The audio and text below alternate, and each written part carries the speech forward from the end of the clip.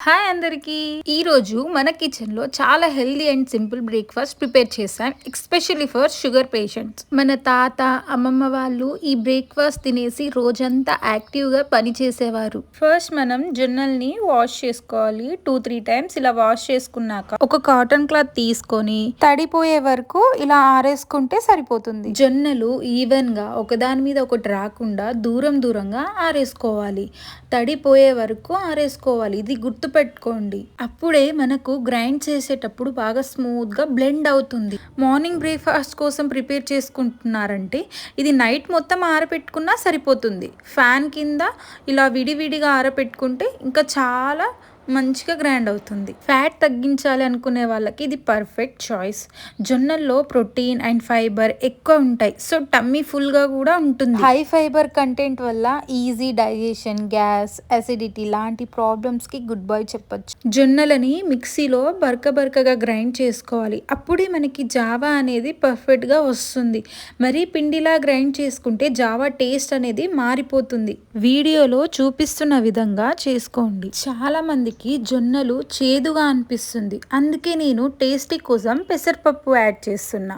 ఒక 30 మినిట్స్ ముందు సోక్ చేసుకుంటే సరిపోతుంది. కుక్కర్లో గ్రైండ్ చేసుకున్న జొన్నలు, సోక్ చేసిన పెసరపప్పు యాడ్ చేసుకోండి. ఒక గ్లాస్ జొన్నలకి 1/2 గ్లాస్ పెసరపప్పు అయితే సరిపోతుంది. అదే గ్లాస్తో 1/2 గ్లాస్ పల్లీలు కూడా యాడ్ చేసుకుంటే టేస్ట్ ఇంకా బాగుంటుంది. 2 స్పూన్స్ జీలకర్ర యాడ్ చేసుకోండి. ముందుగానే కట్ చేసి పెట్టుకున్న 4-5 టమాటోస్ అండ్ 1 చిన్న ఆనియన్ కట్ చేసి యాడ్ చేసుకోండి.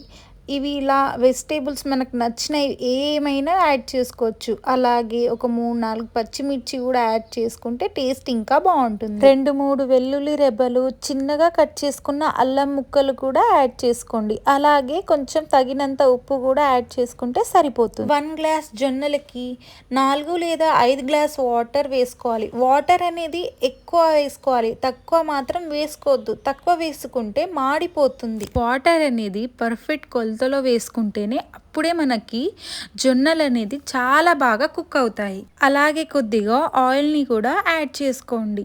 ఇప్పుడు ఇవన్నీ నీట్గా మిక్స్ అయ్యేటట్టు కలుపుకోండి. కింద అడుగు పట్టకుండా చూసుకోండి, అడుగు పడితే మాడిపోతుంది. ఇవన్నీ కలుపుకున్నాక స్టవ్ మీద మీడియం ఫ్లేమ్లో పెట్టుకుంటే చాలు. ఒక 4 విజిల్స్ వచ్చే వరకు కుక్ చేసుకుంటే సరిపోతుంది. చూసారా ఎంత బాగా కుక్ అయ్యిందో. ఇది వెంటనే హాట్ బాక్స్లో పెట్టుకుంటే మనకి చల్లారిపోదు. ఇది గుర్తుపెట్టుకోండి, హాట్ బాక్స్లోనే వేసుకోవాలి. ఇప్పుడు మనం పోపు కోసం పోపు గిన్నె తీసుకొని కొద్దిగా ఆయిల్ వేసుకోండి. ఆయిల్ ప్లేస్లో నెయ్యి కూడా వేసుకోవచ్చు.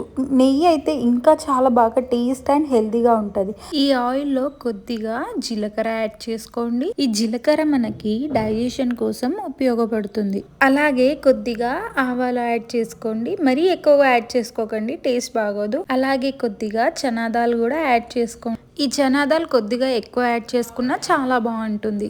అలాగే మినప్పప్పు కూడా యాడ్ చేసుకోండి. ఎండుమిరపకాయలు కూడా యాడ్ చేసుకుంటే ఇంకా బాగా టేస్ట్ వస్తుంది.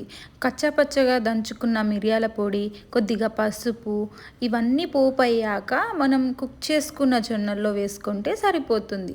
లాస్ట్కి కొద్దిగా కొత్తిమీర వేసుకొని గార్నిష్ చేసుకుంటే మనకు టేస్టీ జొన్నల జావా రెడీ. పైన కొద్దిగా కారం చల్లుకొని తినండి, ఇంకా బాగుంటుంది.